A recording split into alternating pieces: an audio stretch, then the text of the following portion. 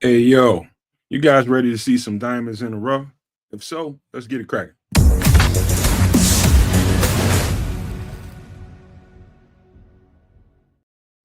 Yo, yo, yo, no maniacs. Welcome to another edition of All Eyes on Future Bears. I am flying solo by myself today. FFG is occupied. He's got things going on and can't be in the show today. So shout out to FFG. But we're gonna get it going anyway, man. We're gonna this one ain't gonna take long because obviously this week was a busy Bears week, and with free agency, the free agency frenzy going on. I was just mired into that and making sure we were covered doing that 3 and 4 hour shows, and just didn't have time to dig into the tape like I normally would. And we only got 10 players for you guys tonight, but I got 10 good ones. Some of them, a few of them you may know. I'm sure you know of a few of them. But there's gonna be some names in here, but that you may or may not be familiar with, and I'm telling you, they are gems. There's one in particular I'm gonna feature at the very last part of the show. I'm gonna save him for last, man. But this guy right here really, really intrigued me watching the film. And I know you guys. I mean, it's so easy to, do like everybody else does on podcasts and feature all the known players that everybody's talking about. That's no fun to me, man. That's no fun to me. I want you guys to be intrigued. I want to find guys for you guys to really. I want you guys to just really, just be ready for the unknown, man, because it's a lot of unknown in this draft. There's less than 300 guys is going to get drafted, and there's a bazillion other guys that got hella talent that you don't know about, and that's why I value what I do right now. And you guys, I know you guys appreciate it. So it's about to be fun. Let me get to a couple of comments before we get started. Let me see. Shout out. Let me get some shout outs. It's Crimson, you dig? First Super No Maniac in the building. Shout out to Crimson. Jake Capone the Don, second up in the building. Cornelius Squalls. Let me see. Juju just bust up in here. Nick Rimbert. Victor Perez just came in, and Jason Jones. So far, man, as people start to trickle in, let's just talk a little bit about what's been going on. So if you hold on, doing stuff by myself again, y'all. So forgive me. It's gonna be a little. Black Rain just busted up in here. Super No Maniac Marlon Johnson just busted in. And let's talk about the news of the day. So overnight, Olamide Zaccheaus, I don't know how to say his name, quite frankly, but we got a slot receiver. And I was very, very intrigued by that signing. It's obviously it's something we've been talking about over here on the Nomad Network for some time. We have a hole at slot receiver, and there's a bunch of question marks surrounding, Tyler Scott and what's his status with the team. I think by way of, I don't know that Tyler Scott not being the player that they want him to be or need him to be made them make this decision. I think they make the decision with or without a really good Tyler Scott because you need depth anyway. But it really doesn't look good for Tyler Scott because I think he's getting ready to come up on what is this third year of his contract. And so yeah, I don't know what to really think about that other than, Tyler Scott's got an uphill battle. He's got an uphill fight to climb, man. He's gonna have to fight for it, man. Zaccheaus is a just a polished slot receiver. That's his business. That's just like his job. He's a slot receiver by trade, and he's really, really good at it. And I talk about this all the time, talking about as a slot receiver. To me, you expect them to really be efficient in the middle of the field. And so, like, Tyler Scott has only really shown me that he can, take the top off the defense and be a threat down the field. He hasn't shown me the route tree that I'm looking for personally, and I want to see that part of his game if he can develop in that area. I don't know that he showed the coaching staff so far that he can, and maybe that's why Zaccheaus is on the team right now because we do need help in that department, and that's one way to get it done is signing him. And plus, I still believe that we will sign a slot receiver in this draft. One way or another, I think we're going to draft a slot receiver. Who it is, we can debate about that all we want to, but yeah, that news of the day. How about this? Let's go to give me a second here. Let's go to hold on. I'm gonna go to ESPN, the updated free agent tracker. Let's see what's going on. Some stuff that's been going on we haven't had a chance to talk about. Some signings, some moves. Excuse me, I'll get to the chat, man, as soon as I can. Jets make a deal with the running back kick returner. Cooper Kupp joined the Seahawks. So yeah, they got pretty much 2 slot receivers now. Cooper Kupp and what's his name? I forget the kid's name, number 10 or number 11. I forget his name. It's nice slot receiver. He really had a good year this year. Let me see.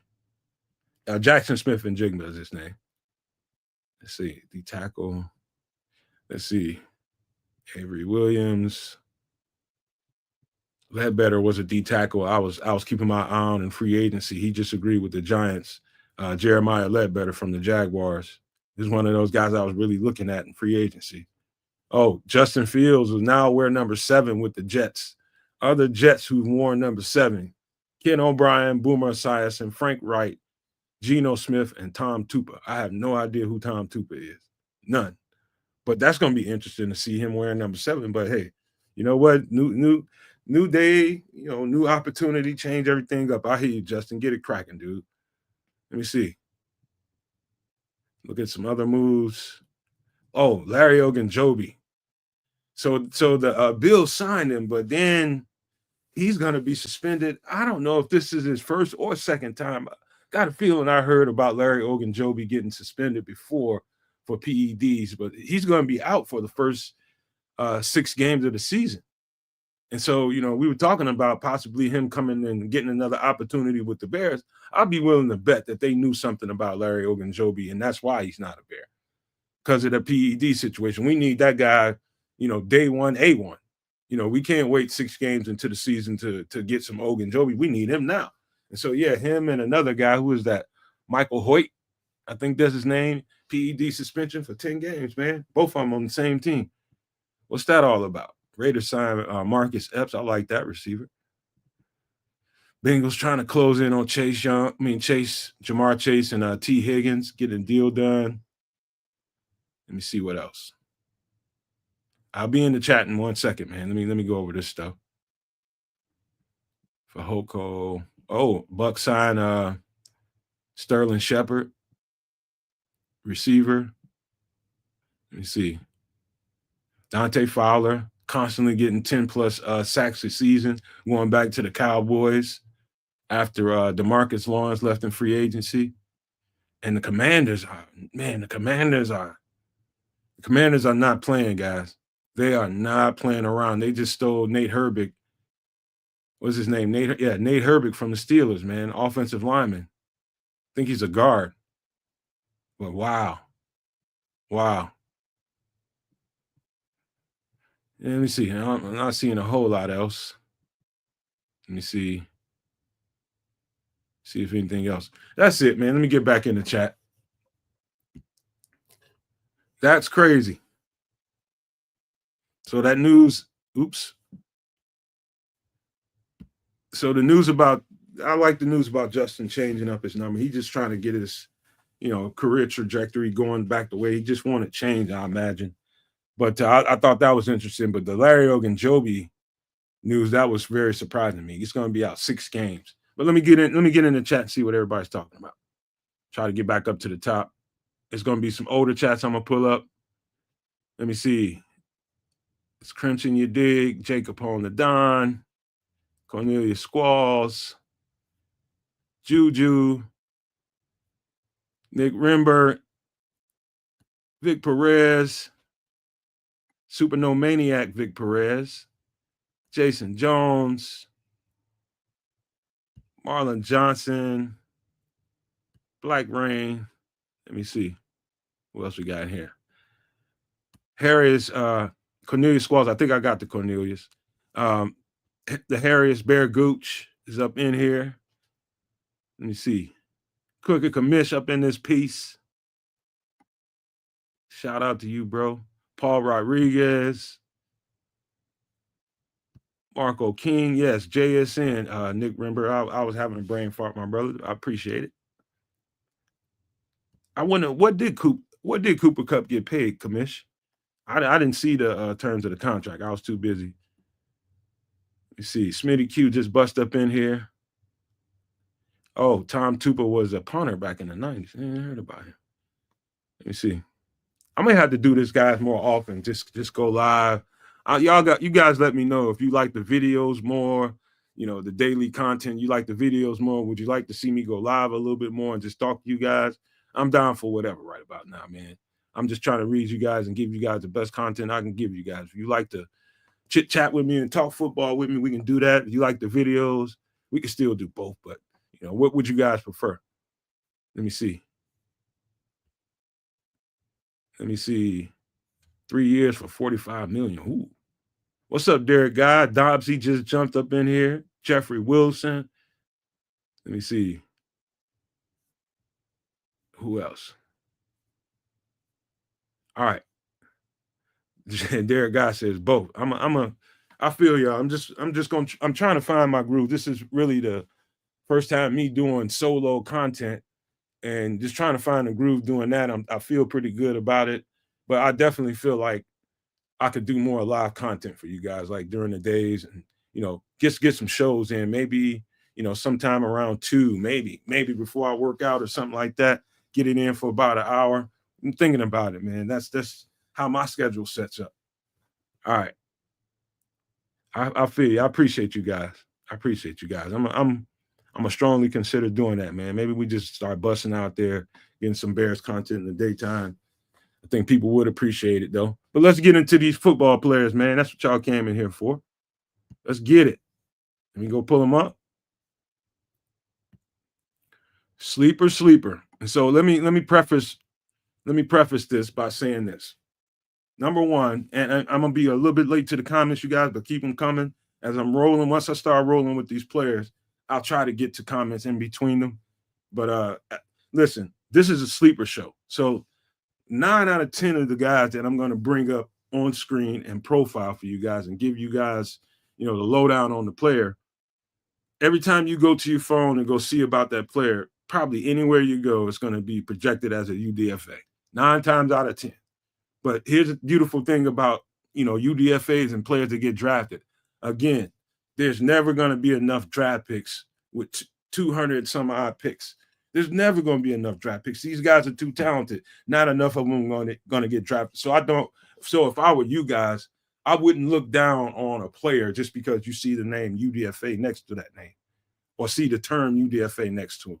Don't look down on that player. Just go look at the tape and see if what I say to you matches up with what you're seeing. And that's what I'm looking forward to, the back and forth between you guys and me, and seeing if you can see what I'm projecting on the screen. So let's start with this first guy. Got a receiver up for you. This is like the only receiver I think I got today. But Kobe Hudson, receiver out of Central Florida. Again, this is a receiver from Central Florida. Kobe Hudson, UCF. 6'1", 193-pound senior. Now, when I watch him on film, first thing I'm looking at this number, 6'1", 193. He looks more 6'2", 200 to me, a little bit, somewhere in that neighborhood, but he's a little bit bigger than this graphic would portray him to be. But number one, let me tell you something.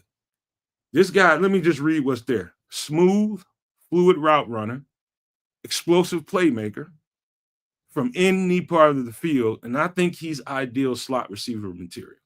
Now, I'm watching this guy play, and I'm going to tell you what my comp for him is right off the top, and I'll give you a couple of stats in a few seconds. But my comp for him, and this is going to be, my comp for him is Justin Jefferson. Why? Now, number one, this guy, Kobe Hudson, is faster than Justin Jefferson. Number one, that's right off the top. He's faster. He can get down the field and take the top off of defense. 2 things. You didn't see him playing slot too much at UCFS. He was at X or Z. You hardly seen him work out of the slot, but I can see enough tells in his route running ability, his releases off the line of the scrimmage, and how he constantly gets separation. I can see those as tells as to why I think this guy is going to portend well for a slot receiver on somebody's team, if that's what they want to get out of him. But absolutely explosive, big playmaker when big play moments. Big playmaker, man. He's got a big catch radius. He's got a huge catch radius, and he's all hands. That's the beautiful thing about Justin Jefferson. Justin Jefferson isn't anything special, but other than his just immaculate route running ability. This guy ain't And he's not Justin Jefferson yet, but he's got the skill set to be he could be right up on Justin Jefferson in about a year or two. Like this guy's that good on film. His releases are A1. He can always get better at that and get a little bit more clean at that. That's always a problem for DBs because you never know which way this guy might wiggle, left or right. But Kobe Hudson is absolutely a diamond in the rough, man. This guy, let me read a couple of stats off for him.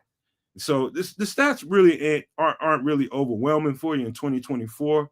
He had 47 catches for 770 yards, 16.4 yard average. That's something you might want to circle. 16.4 yards average catch. That's pretty good. But in 2023, he had 44 catches for about 900 yards, 20 yards per average. So the cat is mad productive when the ball is thrown to him. Mad productive.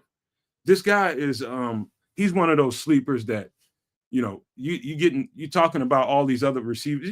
This receiver draft to me, this receiver class to me is a little bit more special than people would give them credit for. It's not too many people talking about the receivers. I don't really get it, man. This guy is an absolute treat to watch, man. Kobe Hudson, man, wide receiver out of Central Florida, 6'1", 193-pound senior. Man, this guy's got some Justin Jefferson traits to him. When you go check him out on film, see if you seeing what I'm saying, man. That catch radius is big. He's a one-on-one 50-50 ball. He's gonna come down with it. Kobe Hudson is a real treat, man. You guys check him out of Central Florida. Get to a couple of comments here. Let me see. Nick says he likes the draft picks and he likes the daily videos. I got you covered. Smothered, my guy. Trust me when I tell you. Let me see. Smitty Q says, heard from a little birdie who attended the compound that several teams asked Jihad Campbell to test as an edge rusher, and the Bears are one of those teams. Man, he's strong enough to do it and versatile enough to do it. That Jihad Campbell is probably my top linebacker in this class. It's probably my top linebacker in this class, but he's powerful enough and elusive enough to get you some edge rusher reps. If you want to get a little bit dynamic and get a little bit, I don't know, if you want to do some different things with your front, that guy right there wouldn't surprise me if he got scooped up by the Bears with their first pick. It really wouldn't. Yep, Jason Jones, too many people that was undrafted are in the Hall of Fame. Every time somebody mentions UDFA and I think about Hall of Fame, I can't help but to think about John Randall. I don't know why he comes to my mind the first time somebody says UDFA and Hall of Fame. That guy was a problem. Let me see. Says Foster Cover says Edwards. Shout out to Foster. He just came up in here talking about TJ Edwards was a UDFA and we just paid a UDFA. I'm telling you, Foster, like, you know, your average casual fan sees the word UDFA and it takes their mind somewhere, and they just immediately just minimize what this guy is, just dismissive of him. And I'm just trying to do my part, Foster, to change people's way of thinking, to help them understand that just because you see the term UDFA associated with a football player doesn't mean that guy is a player. He just might not get drafted, you know, and he might have to fight a little bit harder than he should have to get a roster spot. But other than that, man, if he's a dog, he's a dog. Let me see. Dobbsy 34 says, Nomad, after the videos, can you drop a list of the names you mentioned to aid us in doing further research? You know what? I'll have to figure out a way to do that. Maybe put some kind of file on the YouTube page of all the players that I've been listing. And so you guys maybe just put make some kind of spreadsheet for you guys. Maybe I'll have to do that. Kids mentioned that to me too. But I get so busy and wrapped up in the tape, I ain't got a lot of time to do it, but I should. I mean, I'll see what I can do about that, Dobbsy. I promise. Let me see. I hear you, Smitty. You said that's a really high comparison for a UDFA. I'm telling you, just watch the tape. Just watch the tape. The clumsy dad just busted up in this piece. Bam. Yeah, Nick Rimberg. Jordan Addison is a good comp for him, too. It's a good comp. Yep. Shannon Sharp was a 7th round pick. Let me see. Their guy, Super No Maniac, says, I want a difference maker with our first round pick. I do too. I do too. And there's a lot of difference makers. It just depends on what they see as the highest value when they're drafting. I don't think it's going to be like they got to get this position or that position. I think if they do it right, they see it's basically how they got everything ranked up on their board. Like, do you see Jahad Campbell as a more valuable player than, say, Mason Graham, or if he's still there? Do you see, whoever? It's so many. Do you see Tyreek Williams as a more valuable pick than, say, Ashton Jeanty? It's going to come down to stuff like that. You know what I mean? And it's going to be a whole lot of talking in that room, and they're going to go with somebody, but who knows who that is. But let's get to the next guy. Got a lot of time to talk about it too. People asked me this last week. It's like, man, when are you going to do DJ Giddings? DJ Giddings has been on my list for a long time, like all offseason. I circled him, did the initial tape on him. And again, I'm going to just repeat what my process is. I'll do the initial, game watch. I might watch a game, a half or something. And if I like what I see, I'll circle that player and then keep going, just so I don't get mired in too much tape, so I can keep going looking at more and more players. I circle him, then I come back to the top. And I look at the tape again and see if I see some stuff consistently what I'm looking for. Then I circle that guy and he makes one of these shows. DJ Giddings, I just got back to the top of my little draft class. This guy, okay, first of all, watching him on tape, a lot of a couple of backs that we've had come through here in the last few years, I felt like really, really lacked in lateral agility. What do I mean by lateral agility? Juke, moving from left to right, getting a little bit lateral and being able to move and being fluid addicts so you can make people miss in the hole. And the north-south running back, those are valuable running backs, especially going in this system that we're going to be running. It's going to be a one cut and go. It ain't going to be a lot of time for all the juking and shaking and all that kind of stuff. You got to get on up the field and follow those blocks. That's what this offense is going to bring to the table. Now, DJ Giddings, I think he's a productive running back. He's 6 foot, 212 pounds out of Kansas State junior, versatile with some decent shake and bake to him, great lateral agility. And I think one of the features about him that really probably gets left out in conversations is he's really patient and sees the block set up very, very well. And so let me give you a couple of stats about it. DJ Giddings in 2024 had 205 carries for 1,343 yards, 7 touchdowns with a nice 6.6 yards per touch. In 2023, he had 223 carries for 1,226 yards for 5.5 yard average and 10 TDs. That's good production. That's really good production. And so this guy is one of those running backs that doesn't get heralded as much as those top 3 or 4 running backs in his class that everybody's talking about. But I don't even know who people consider at the top 3 or 4 running backs in this class. But I know all I'm hearing is Ashton Jeanty, and I like the football player, but Lord have mercy, can we talk about some other folks? And this is one of them, man. DJ Giddings is a solid running back. He's nice in pass protection. I saw that on film too. But what I really like about him, he doesn't have like nice long speed. He'll get you a 30 or 40 yard run and he'll get run down. He doesn't have big long speed, but this guy will bust out 30, 40, 50 yards on you like it ain't nothing, man. He's very, very productive.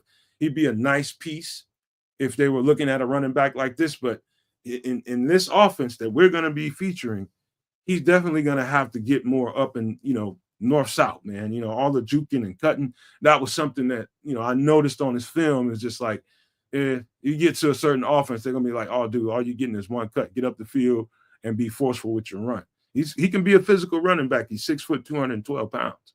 He can be physical, and he's just going to get bigger moving forward. But I thought he was a decent running back. He wouldn't be in my top 5 of running backs that I would pick, but I think he's got some qualities to him. He's got nice, natural, soft, pillowy hands too. I noticed that about him as well. So he's decent, man. I would just say that.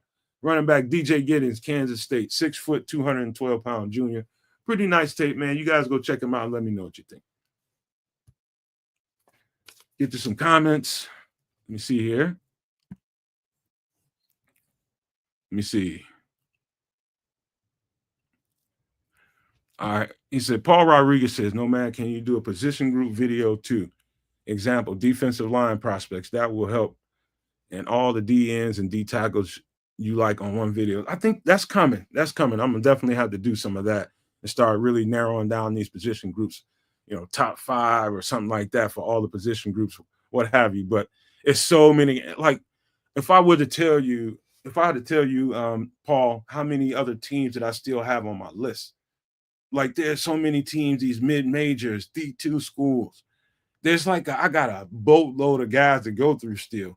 And, we only got a certain amount of time to get it done. But this week kind of slowed me down quite a bit because we had free agency going on and, everybody was focused on that. And so I will get back in the flow of it and really start cranking out a whole lot more players. I might have to, get up to a couple of shows a week doing this just to get it done. But I got to get back on that grind. It's a lot of teams I got to do, a lot of hidden diamonds that I know that are out there. But we'll get to some of the best position groups, the best in the groups. We'll get to those shows. We'll definitely do that. Tyler Warren, I'm telling you, I got a guy tonight that's featured, Jason. I'm telling you. Tyler Warren, love that football player. But I got a guy tonight, man, that's going to make you're going to still love Tyler Warren. But I got a guy tonight that's going to make you think a little bit. Just wait up for that. I'm going to save him for last. All right. What's up? Joseph Archer just bust up in this piece. He thinks Caleb Johnson is a beast. Let me see. All right, let's get to another guy. What we got next? Oh, I got to save him for last.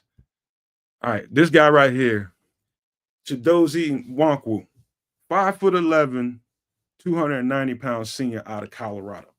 First of all, let me say this.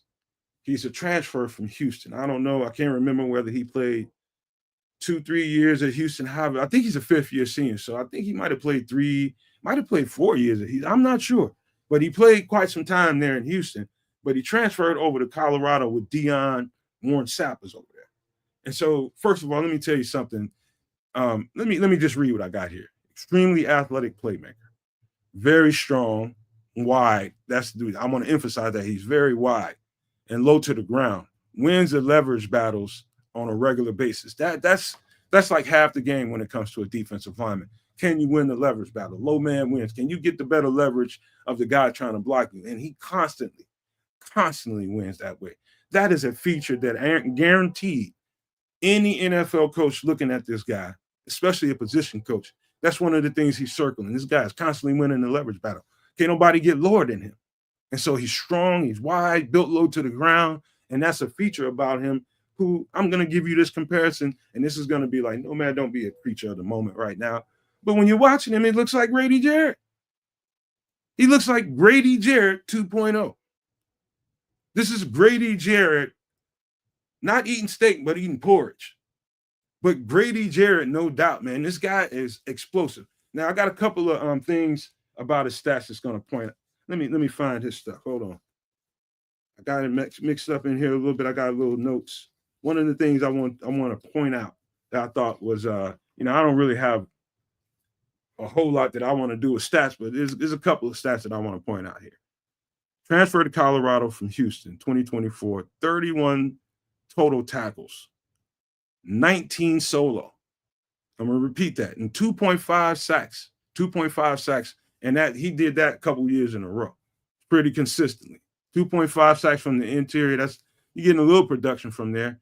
But the 19 solo tackles tells me something. And I'll tell you why.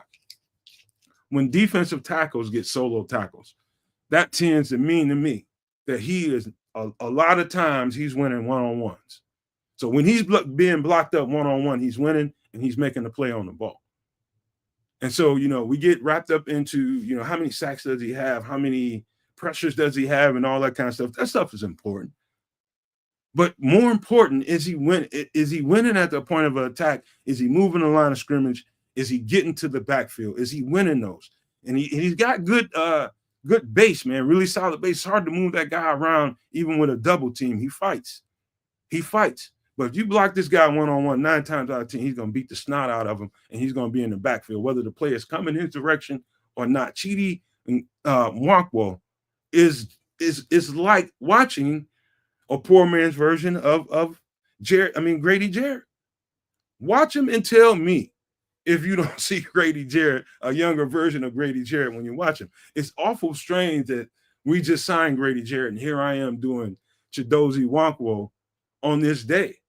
And, another feature about him, I watched him play at Houston. I watched quite a few of his reps at Houston for, what was it, the 2022-23 season, one of them. I can't remember, but I watched maybe a game and a half. And I'm looking at that player versus the player that I saw in Colorado. And it was a stark difference. You could tell.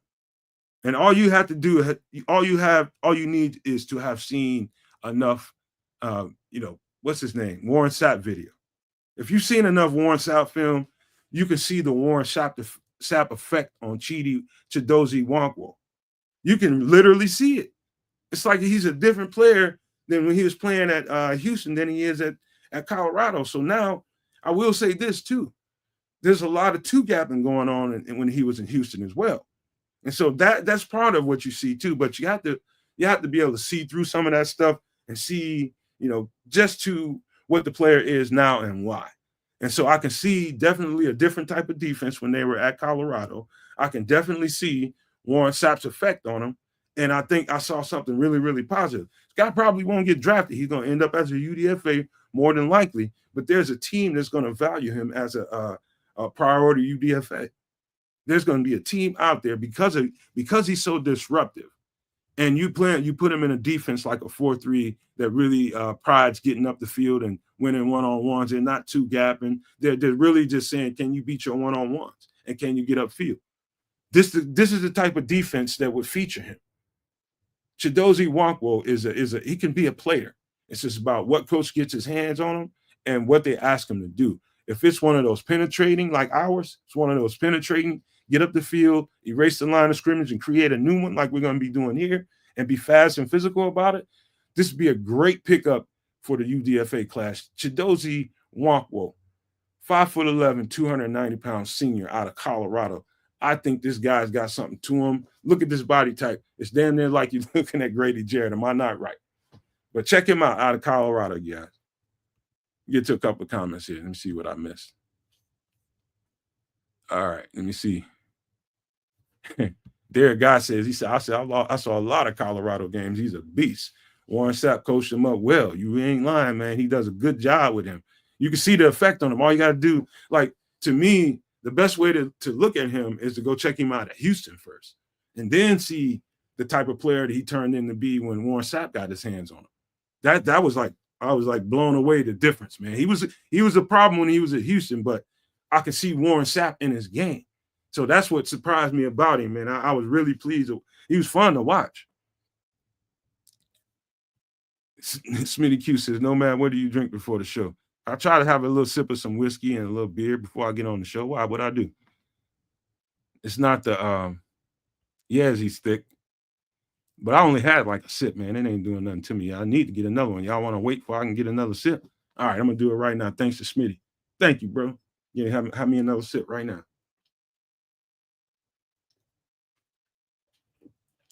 Jameson, as a matter of fact, likes me some Jameson. So does my lady. All right, let's get to the next guy. What's up, Mayhem? Just busted up in here. Who's the next guy here? Oh, this is Desmond Evans, defensive end, edge rusher / defensive end, whatever you want to call him. 6'6", 270-pound senior out of North Carolina. He's a long, tall glass of water, ain't he? Yes, but that is the standard. We know that now. Now it's no more speculating or debating about that. We know now by proof of what they've done so far exactly what they're looking for in an edge rusher. And so Desmond Evans, 6'6", 270-pound senior out of North Carolina, prototypical Dennis Allen type 4-3 edge, plays with a lot of force and power against the run. That's another little feature of his game. Great burst and great closing speed. That was really, really surprising about him, that closing speed. He really, once he needed to go from A to B, he got there really, really fast. And hold on, let me pull up his little notes here. Give me a second. All right. And so let me get this off. First of all, here's what before I get to the stats. I think what I kept seeing when I kept watching this kid play, I start to see a whole lot of Jadeveon Clowney. That's what I kept seeing. I was just like, who does this kid remind me of? And it was like, I think sometime last night when I started refreshing myself on his film, I was just like, and it just dawned on me, man. It's like Jadeveon Clowney all over again. So whatever you think about Jadeveon Clowney, you're going to see a lot of those traits in this football player. I think this guy's a little bit bigger and taller. I think he's a lot heavier, but definitely a little taller. But this he's an explosive edge that I think is pretty raw and just going to get better and better and better over time. But here's some of the stats. It ain't nuts. It ain't much to really, write home about. He got 18 solo tackles, 5 sacks, and this is just in 2024. 20 assists, assisted tackles, almost identical in 2023. So he had for 2 years in a row pretty much the same stats. And I'm thinking he's probably listed as a UDFA, but that's only because there's only a certain amount of guys that's going to get drafted, in this year. But this guy has got some traits to him, man. And it's going to be, he's already got the surface traits that's going to attract him. He's going to be attracted to the 4-3 defensive coordinators like Dennis Allen. Those guys are going to be madly attracted to him and seeing if this guy slips and out of the draft. He's going to be one of those guys they're going to want to see after market. He's definitely going to be one of those guys, but he's got some good traits to him. I really like his physicality and defending the run and setting that edge. I think that was pretty good, and that's going to stand out on tape. But his ability to get around the corner, have a little bend, and get to the pass rusher and finish, that was pretty good, man. And I think his ceiling can be really, really high depending on where he goes. But I think this guy might be one of those diamonds in the rough, man. Desmond Evans, 6'6", 270-pound senior out of North Carolina. You probably should check him out, guys. Get to some comments here.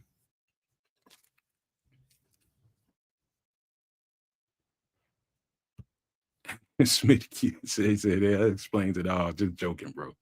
I hear you. Is the hairiest Bear Gooch. He says, yo, 12-year-old Dewars is the very best bang for your buck scotch on the planet. Ginger ale, splash on top, and shit's cotton candy.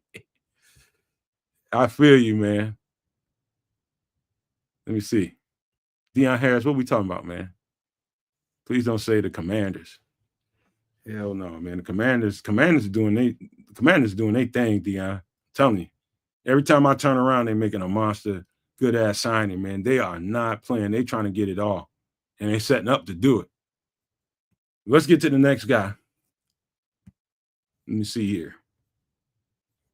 You talking about a fun guy to watch on film? South Carolina's very own linebacker, Bam Martin Scott. 6'2", 231-pound senior. Man, let me tell you. Let me just read what it says here. Relentless motor. I mean, absolutely relentless. Physical competitor with lightning fast closing speed. That every single thing I just said so far. Relentless motor. Physical competitor with lightning fast closing speed. That would probably be the thing that you would circle. First thing that you're going to notice about him is how fast he closes on the ball. Very effective blitzer. Very effective. So let me tell you something. I like several linebackers in this draft, like too many to count. And I got one more on the show we're gonna talk about, but holy crap, this guy. I mean, long arms, rangy. He sees the whole field, man. He sees the whole field, but they realize that this guy's got has a very, very explosive first step and can accelerate and get from A to B in a blip. And they start to use that trait about him, and they use him on a lot of blitzes, a lot of different stuff, just being really, really aggressive with him. But he does everything well. He sees the field, plays the whole entire field. I mean, you don't really see a weakness in this kid, and he's a sure tackler. He's a sure tackler. So a couple of things you got to be when you're a linebacker in the NFL. Number one, you need to be heady and have a good football IQ. He's got. 2, you need to be physical. You need to be fast. You need to be a sure tackler. Be able to diagnose plays on the fly and make adjustments on the run. I've seen it all on his tape. Bam Martin Scott is a treat to watch. I'm guaranteeing you guys this. He is going to be one of the better linebackers. He's going to be one of the favorite linebackers when you look back on this draft. He's going to be one of the favorite ones you watch, because I'm telling you, that first step of his and how he gets from A to B in a blur and finishes a play, that is special. And in a Dennis Allen defense that really features the blitzing linebacker and them getting downhill and being aggressive, they've definitely got this cat circled on their radar. Wherever they plan on getting their hands on him, but he is definitely, I find it hard to believe, just in thought, that Dennis Allen will get out of this draft. He may not be able to draft a linebacker with 7 picks. He may not be able to draft that guy, but Garrett, you best believe it's going to be a linebacker 2 or 3 that comes inside this building as a UDFA. I guarantee you that. There's going to be a couple, 2 or 3 of those guys. And if this guy's not drafted, if he doesn't get on that list as one of their priorities, I know something. This guy is special. Bam Martin Scott is special. I'm telling you. I don't know if he's going to get drafted. He should. I know that much. But he is one of those hidden talents that people don't know about. They're talking about all the other guys. As a matter of fact, he played right next to a linebacker, number 17. I can't think of his name right off the top of my head, but he's a pretty good linebacker, but I think he's better. I think Bam Martin Scott's better. And he's got a bigger upside. But holy crap, this guy's fun to watch. Holy crap. Let me read a couple of little stats. It's not that many, but they're noticeable to point out. 39 solo tackles. I think you should circle that. 2.5 sacks and 2 forced fumbles. He's always around the football. He is absolutely always around the football. Bam Martin Scott is a football magnet, and he finishes plays like no other linebacker I've seen in this draft. He can really finish. But check him out. Bam Martin Scott out of South Carolina, 6'2", 231-pound seam, man. I'm telling you, this guy's got a motor and he's relentless. Physical is all hell, too. Love this kid. Get a couple comments here.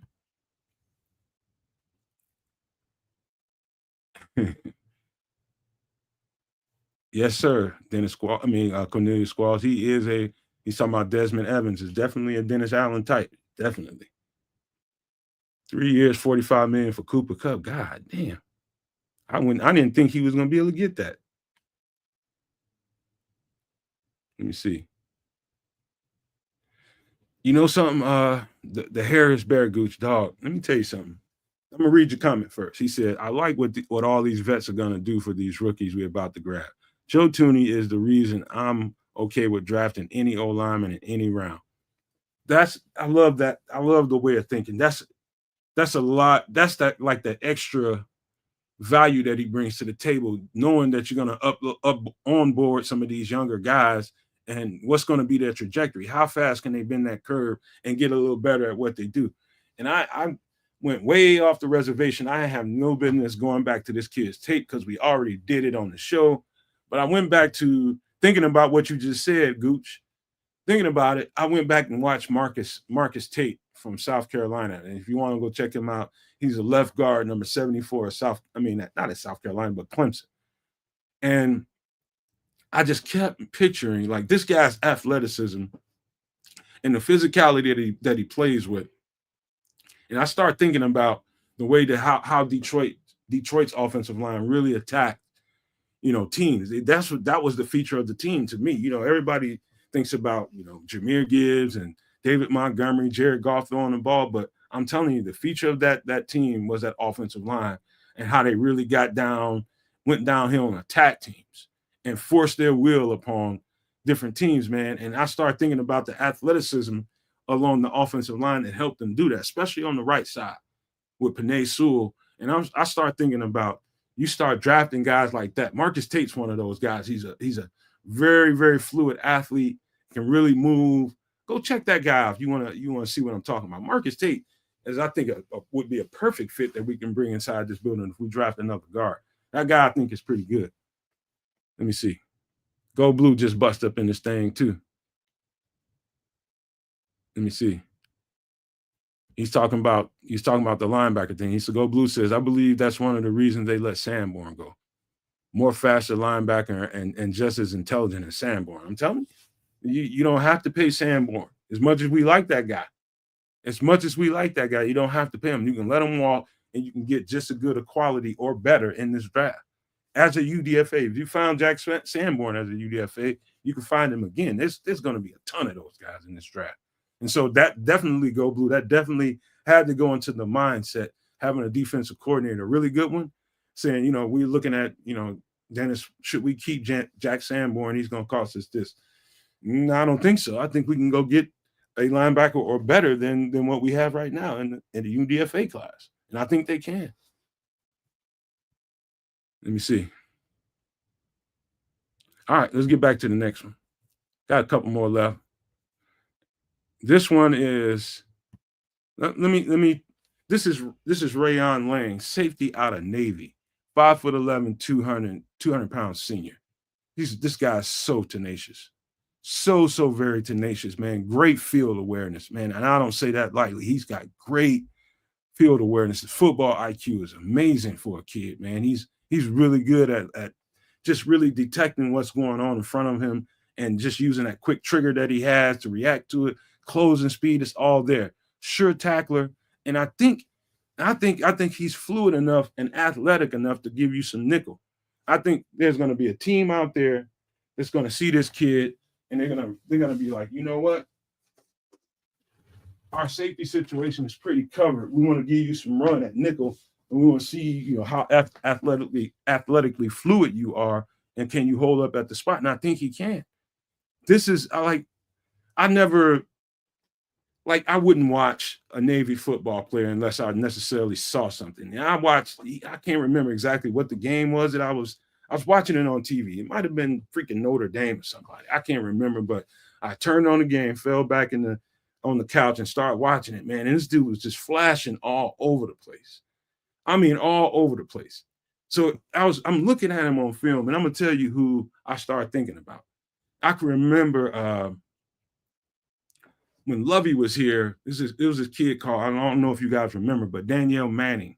I think he was from Abilene Christian. That's what I kept seeing when I was watching this guy play football. Danielle Manning. It was just like, this is Danielle Manning all over again. That quick twitch, that speed and closing ability, just always around the ball. Let me give you a couple of stats.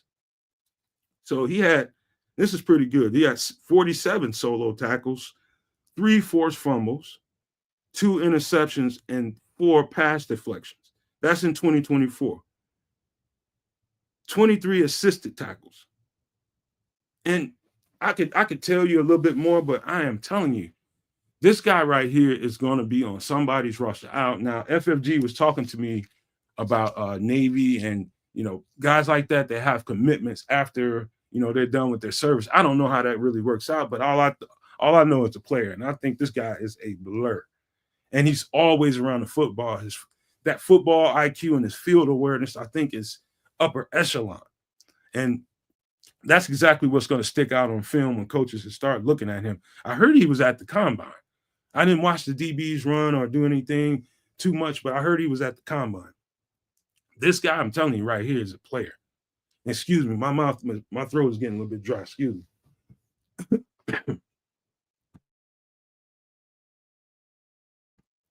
Sorry about that, guys. But go check him out. Rayon Lane, 5'11", 200 pound senior out of Navy. This guy's going to be on somebody's roster as a UDFA or a draft pick. I don't know, but this guy, I'm telling you, let me know in the comment section. Make sure you let me know in the comment section. Do you see Danielle Manning when you watch this guy play football? I see a little bit of Danielle Manning and Brown, number 30. I see a little bit of both of those guys. I really do. I see a little bit of both of those guys' features, man. The quick twitch, the ball hawking, just always around the play, you know, and making a play on the ball, man. This guy's got some special traits. He's going to stand out to you. I guarantee you that. So check him out. Safety, Rayon Lane, 5'11", 200 pound senior out of the Navy. Check this kid out, man. Look at some comments. Go Blue. Thank you, my guy, man. We appreciate you so much, man. We always can use any kind of charity we can get over here, man, for work we do. Go Blue. Bless you, bro. Bless you so much for that. But let me read a couple of comments. Let me see. Danielle Manning had wheels. Paul Rodriguez. Wait till you check this guy out. Smitty Q says he liked Lane a lot. Bear Gooch says, I really think we attack our biggest need early. That's running back, wide receiver 3, tight end 2, maybe a running back, wide receiver, tight end with our first 3 picks. Just saying, he says, if it lines up, the shoe fits. I hear you. Appreciate you, Go Blue, though. Seriously, I'm leaving that up there for a while because I really appreciate that. Definitely appreciate it. We need it. All right, we got a couple more guys to go. Let me refresh my mouse. Now, we may have 1 or 2 more guys to go. I'm not sure. Let me see. What we got? Yeah, we got a couple of guys. We got 3 guys, as a matter of fact. This guy right here, another linebacker, Teddy Buchanan, out of Cal. 6'2", 235-pound senior. This is definitely the 2 linebackers that we previewed on today's show are definitely Dennis Allen type linebackers. Big, physical, strong linebackers that can run. This guy is a tackling machine. Teddy Buchanan is a tackling machine who can play the entire field. There's no real weaknesses in his game in me. I mean, the way he sees the entire field, his reacting ability, his reacting time, that reacting speed really shows up on film to me, man. He seeks and destroys quickly. He's a complete linebacker. But let me give you some stats about that guy. Teddy Buchanan, when I say he's a tackling machine, I mean it.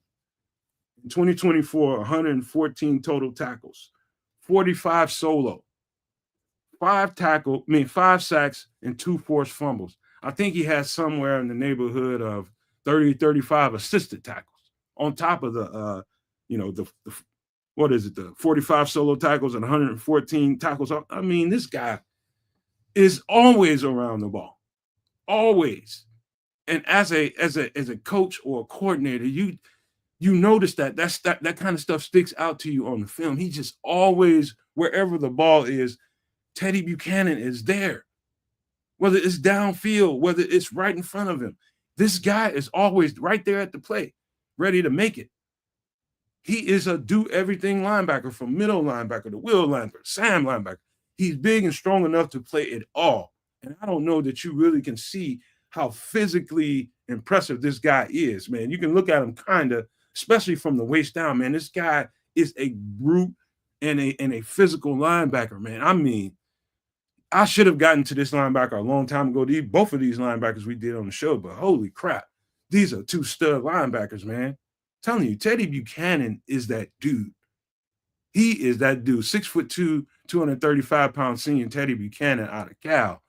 Please, and I say please, go and check this cat out. You will not be let down. I guarantee you. Watch and see what I tell you. Is this guy not around every single play? He's always there. But that guy has got a lot of value. I think this guy's going to get drafted. Might be in the later 6th, 7th round, but he is going to get drafted. Somebody knows how good this football player is. A lot of guys that know how good this football player is. He's going to end up on somebody's team and drafted. I'm almost willing to guarantee that.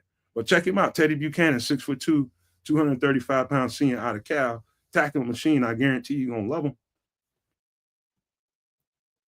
Let me get to...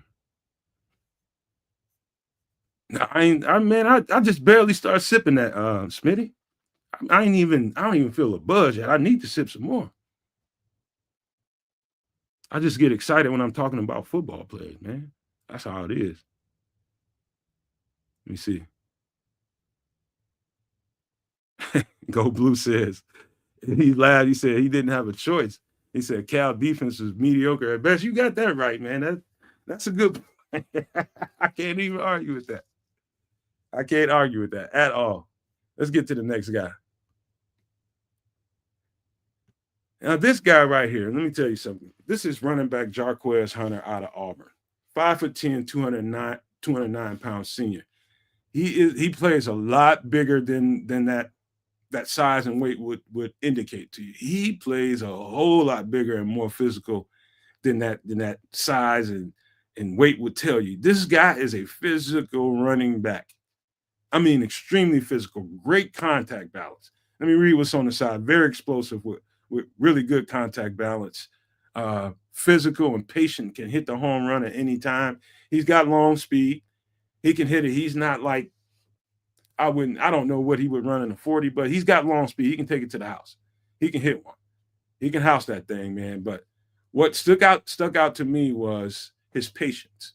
And here's when I talked about the first running back we were talking about earlier in the show. We was talking about DJ Giddings and his shake and bake and that wiggle and that lateral agility. Jarquez Hunter possesses none of that. He's a one cut, get north south, be physical, run through the arm tackles, which he will absolutely do. He's powerful and he's going to run right through the arm tackles. The first guy that hits him hardly ever gets him down. And so who would I compare him to? And so when I start talking about that lack of lateral agility, bouncing back and forth, that juke, and be able to make people miss in the hole, I start thinking about a certain running back. And every time I watch him run, I can't help but to think about Nick Chubb. He looks like Nick Chubb when he's running. Nick Chubb is also one of those guys that doesn't have a lot of shake and bake. But what he does have is great vision, great ability to be able to be patient and let the block set up and boom, hit the accelerator button and running through arm tackles, just like this guy.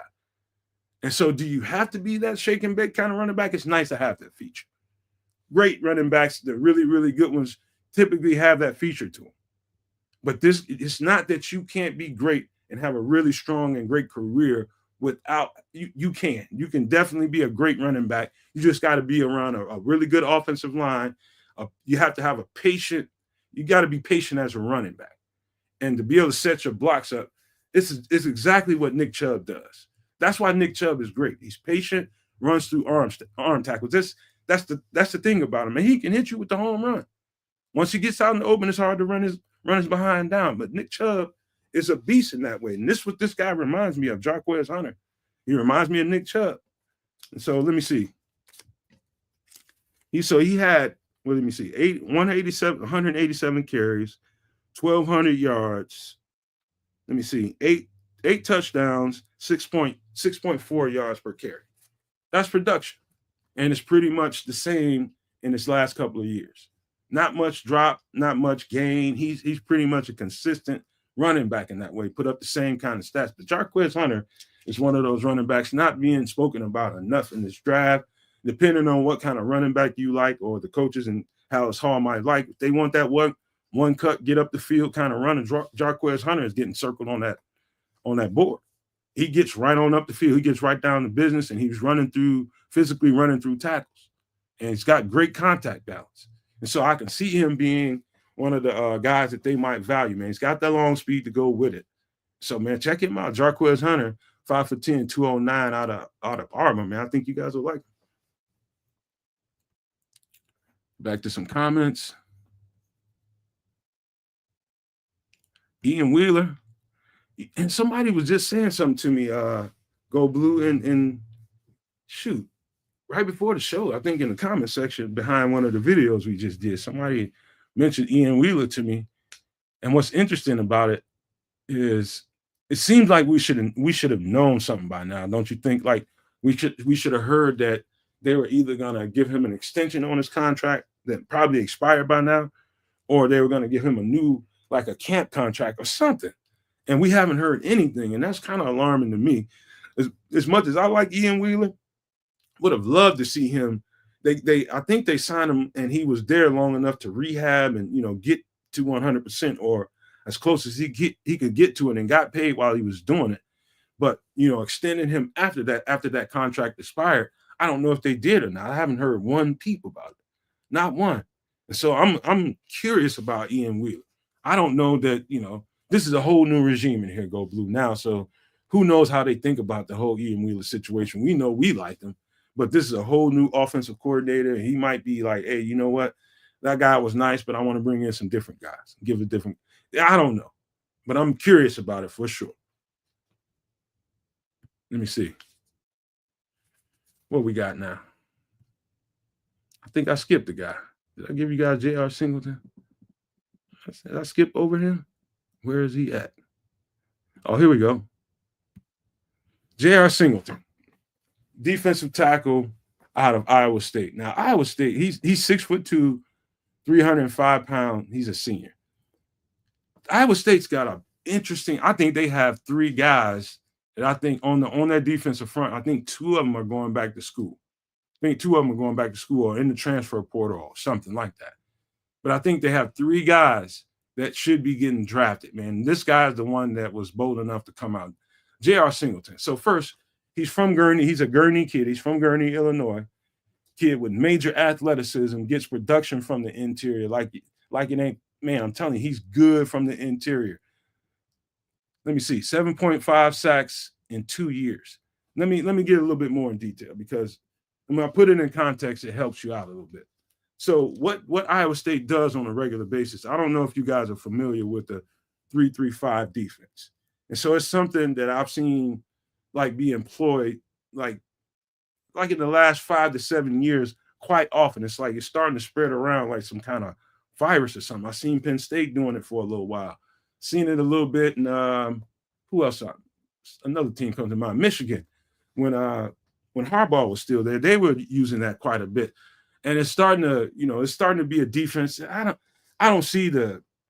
really don't see the smarts in it, but at the same time, when you're trying to play in a college game, you're trying to speed it up. They're trying to get into the quick tempo stuff, and you're trying to play it a little bit closer to the line of scrimmage. So a 3-3-5 will help you do that. Let me describe what that is. A 3-3-5 is more or less the base defense looks like 3-man front, 3 linebackers, and 5 defensive backs.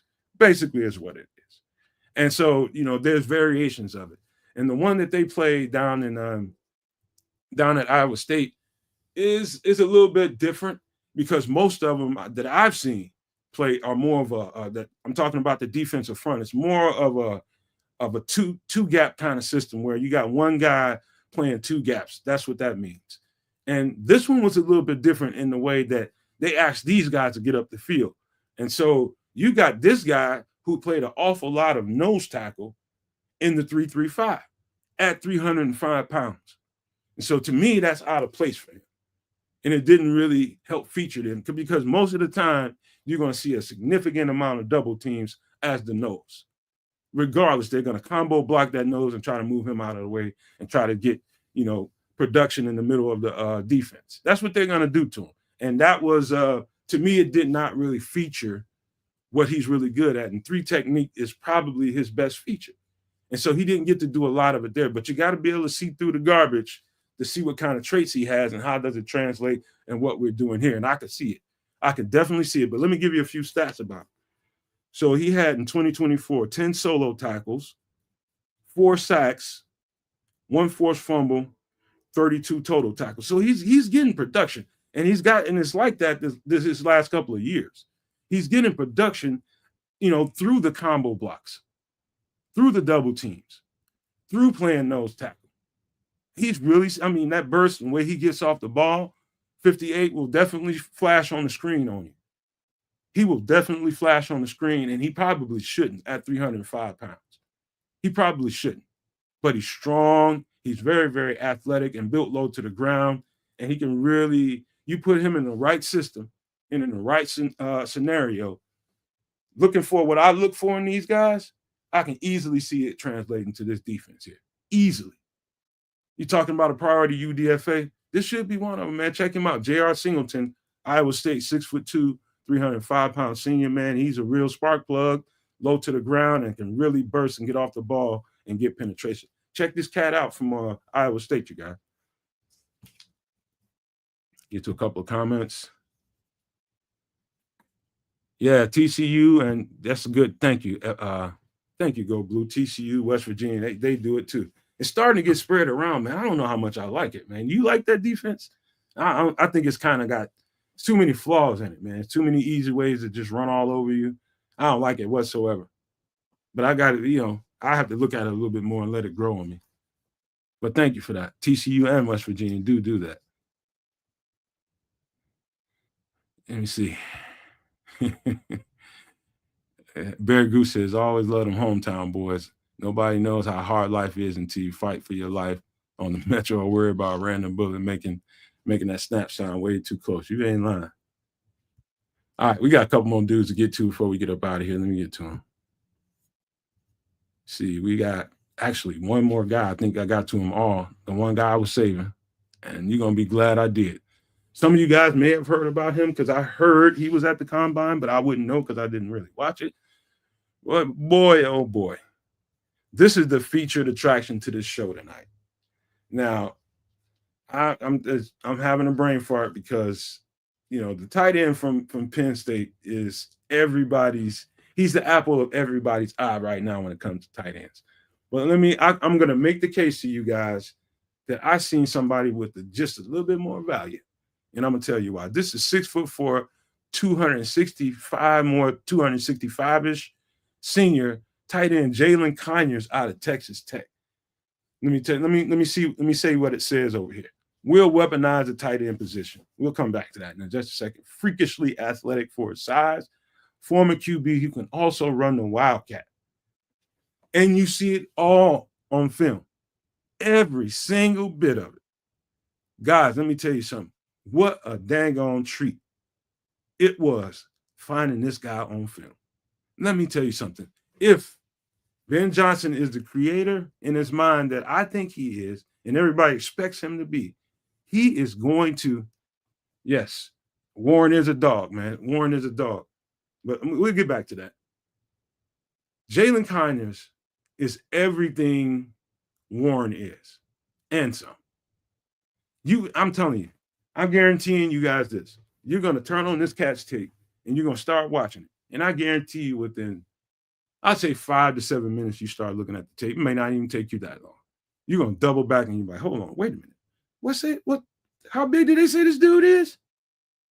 6'4", 264. No, ain't no way. That's what you're going to be saying when you're looking at him. He's running like he's 230, 225, 230. It has juke, has long speed. This guy is a treat to watch. So let me give you a little bit of background. He played quarterback in high school. That was his natural position. He grew out of that as he came into college, and he morphed into a tight end.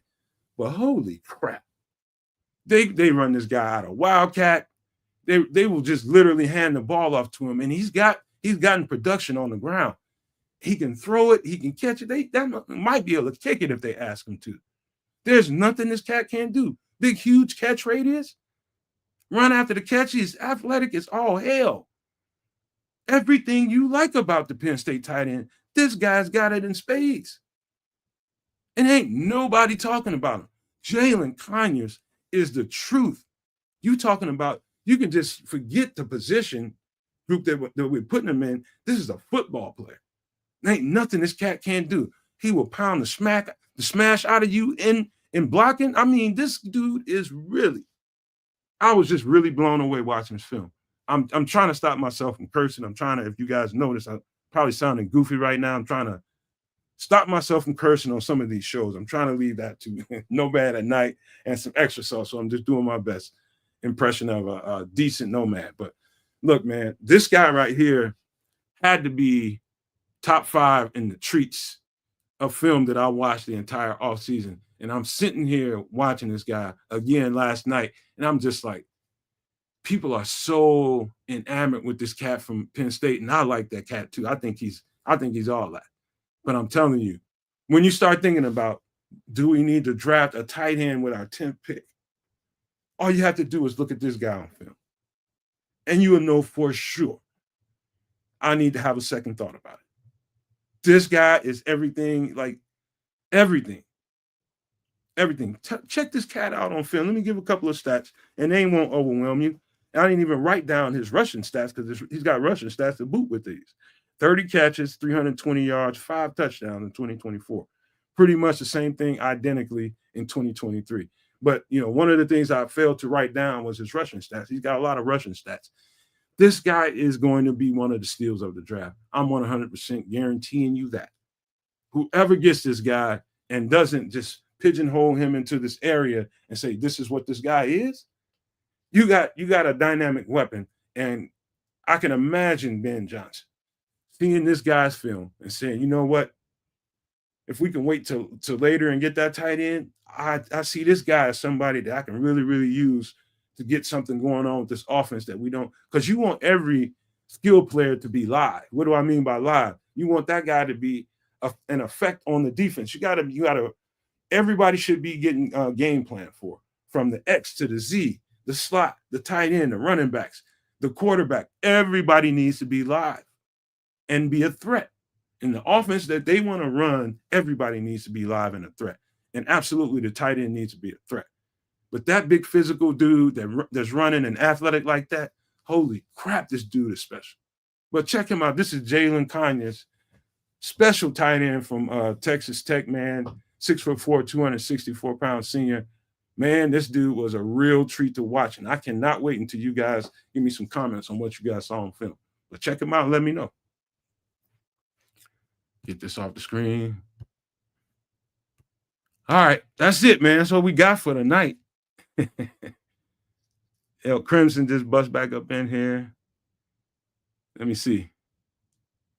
Hey, Smitty, I'm about to have my third little sip of it right now as we speak. Thank you. I ain't even buzzing yet, dude. When the show is over, that's when that's gonna happen. But man, that's it, man. Let me check in on free agency right quick before we get out of here. See if anything popping off that I don't know about. Let me see. Free agency tracker. Let me see. Get back to the top. See if anything popping.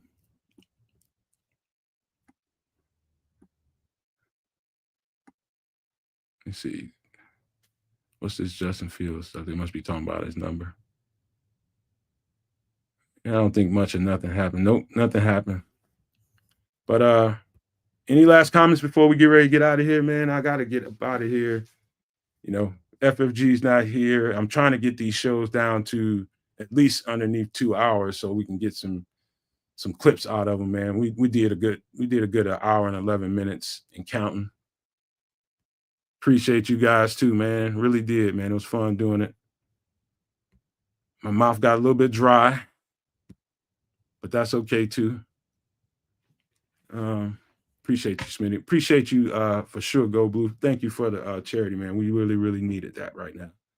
Definitely need it, man. It goes a long way. You're giving it to the right people too, because I work my ass off. There goes bad, no man. I do work my behind off, bro. And it's good to know people appreciate it. But that's all I got for tonight, man. This is don't forget we got Nomad at Night Sunday night. Probably gonna do you know what, I'm gonna listen to you guys and try to mix it up a little bit and give you guys the videos. And maybe I'll schedule a show for tomorrow, man. We do something during the day. I don't know what time you guys think would be a good time to do a show. Y'all like these night shows? You want to see some more stuff happening in the day? Let me know. If you don't say it in the chat, just let me know after the show. Say it in the comment section, man. I'll see what we do moving forward. Appreciate you, Paul. Appreciate everybody for coming, man. Marlon Johnson, Super No Maniac. Appreciate you guys. But I got to get out of here, man. I'm going to leave you guys with these famous words. If you can think it and you can see it, there's no reason in the world why you cannot absolutely manifest it. Do not, and I repeat, do not be a prisoner of your own mind. But with that being said, I am out.